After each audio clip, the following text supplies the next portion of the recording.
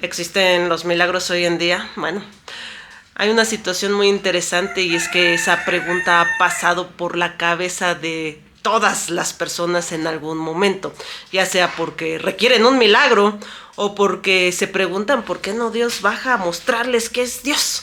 Ahora bien, una singularidad muy importante es que la palabra milagro no aparece en la Biblia. Sé que aparece en las traducciones posteriores, ya que esa palabra nosotros la hicimos justamente de manera retrospectiva para englobar las palabras que aparecen justamente en la Antigua Escritura y en el Nuevo Testamento en sus idiomas originales. En hebreo y en griego encontramos 3 palabras para todos esos acontecimientos y son señales, prodigios y maravillas. Es interesante conocerlas porque a través de esas palabras podemos entender la raíz de un milagro. Ahora bien, ¿qué es un milagro? Un milagro es un hecho sobrenatural. Obviamente podemos inclusive aseverar que todos los milagros son hechos sobrenaturales, pero no todos los hechos sobrenaturales son milagros. Ahora bien, existe una situación muy interesante y es que a veces nosotros queremos ver ciertas señales que confirmen justamente que Dios es el que está obrando ahí y desgraciadamente tanto el enemigo como personajes han tratado de manipular la verdad de los milagros o incluso hemos tratado de inculcarle la palabra milagro a todos los acontecimientos ordinarios. Por ejemplo, en una situación de un mago. Todos sabemos que la magia es aquellos movimientos rápidos, aquellas ilusiones, aquel equipo grande de trabajo que está detrás para que nosotros en un parpadeo veamos algo que no nos lo podríamos explicar de forma pues objetiva, sencilla y tangible. Sin embargo, todos sabemos que detrás hay esa especie de truco para poder crear esa ilusión y así parecer justamente pues algo sobrenatural. Entonces podemos entender que existe también este tipo de ilusiones con el enemigo. Recordemos que el enemigo no tiene el poder de Dios. Sin embargo, entendamos que son ángeles, que son principados, que son potestades, que es el príncipe de las tinieblas, el cual ha vivido por millones de años y que conoce desde todos los idiomas hasta todas las generaciones y personas que ha habido, conoce de teología, conoce a Dios, conoce muchísimas cosas que nosotros pues con nuestra corta vida lamentablemente no podríamos conocer. Ahora bien, entendiendo eso también podríamos entender las señales que podría llegar a ser el enemigo para confundirnos. Una situación también muy particular es cuando justamente le damos esa capacidad de milagro a cosas normales, como por ejemplo el nacimiento de un bebé.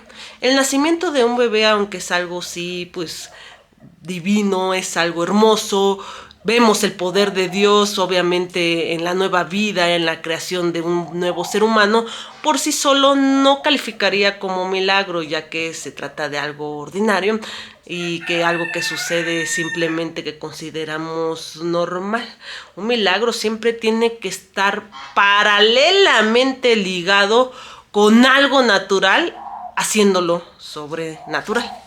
Un dato muy interesante es que hay personajes bíblicos que jamás hicieron milagros y que fueron muy grandes, como por ejemplo David, Jeremías, Salomón y otros personajes que hicieron muchas señales, como Moisés, justamente cuando él encontró a Dios en la zarza ardiente y le dijo que tenía que libertar al pueblo pues judío de la opresión egipcia.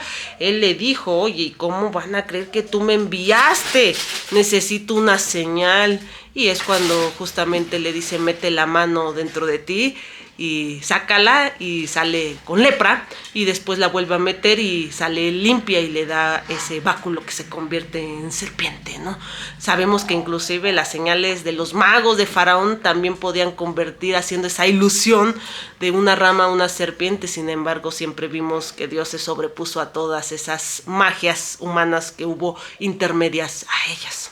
Ahora bien, existieron personajes que hicieron muchos milagros, inclusive no solamente los apóstoles, sino Isaías y otros profetas, pero el que hizo la mayor parte de milagros en toda la Biblia fue Jesús.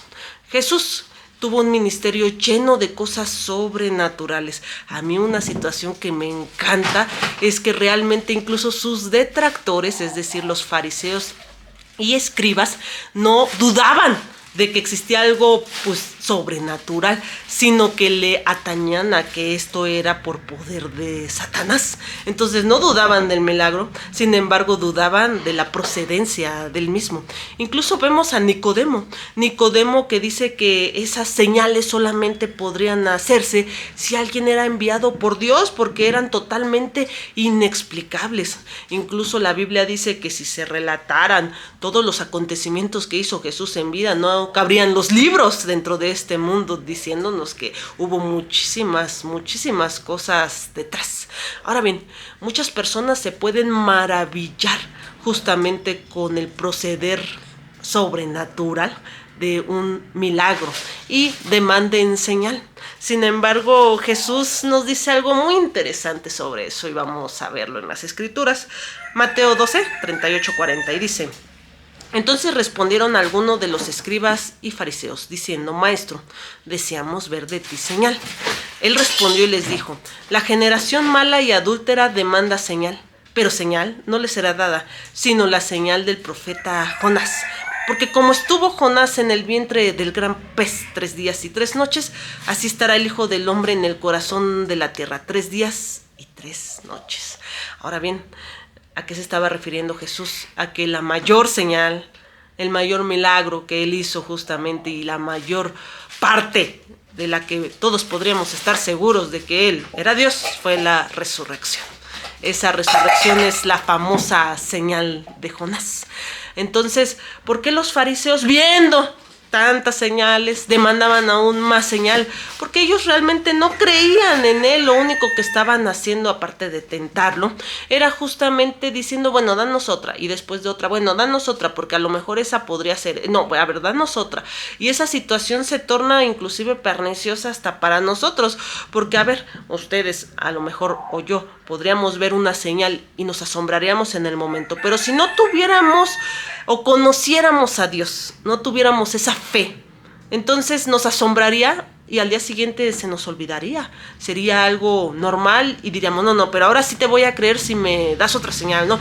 Y entonces, ¿qué estaríamos esperando? ¿Una serie de señales, prodigios y maravillas? ¿O estaríamos realmente cimentando nuestra fe en algo sólido como lo es Dios? Ahí deberíamos de hacernos todos esa pregunta interesante. Ahora bien, vamos a leer otro versículo en Juan 20:29 y dice: Jesús les dijo: porque me has visto, Tomás, creíste. Bienaventurados los que no vieron y creyeron. ¿A qué se refiere cuando Tomás dice que necesita pues meter los dedos en los agujeros que hicieron cuando clavaron a Jesús en la cruz, porque si no, no va a creer que es él?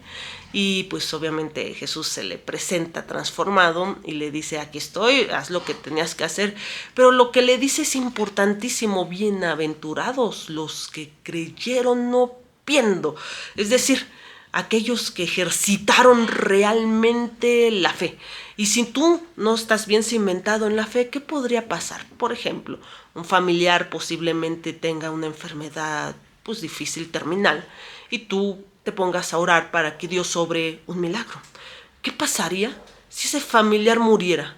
Existen varias posibilidades. Número 1, que sigas en la fe, porque tu fe va más allá de lo que es esta vida terrenal y de la promesa de Dios, y de además de que Dios obra siempre con justicia.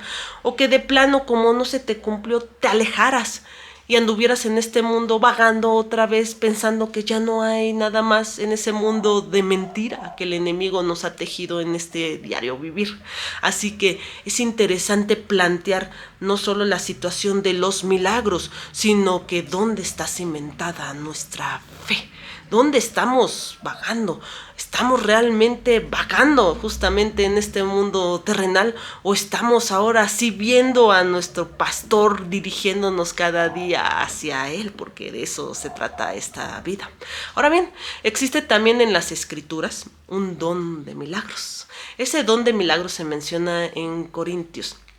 Ahora bien, ¿qué es un milagro? Entonces, como ejemplificación, un milagro podría ser una señal, como las que hizo Jesús de caminar sobre el agua, convertir el agua en vino, resucitar justamente a los muertos, cosas sobrenaturales que no tienen una explicación. Inclusive nosotros podemos ver que cuando Jesús obraba un milagro, él decía: no vayas y le digas a nadie, simplemente presenta tu fe, porque sabía que la gente se iba a acercar por querer un milagro, no por conocerlo, no por saber la verdad, no por tener salvación, no por realmente un sentimiento, una emoción, una idea objetiva, inocua, verdadera, sencilla y pues original, que es buscar realmente la verdad, ¿no?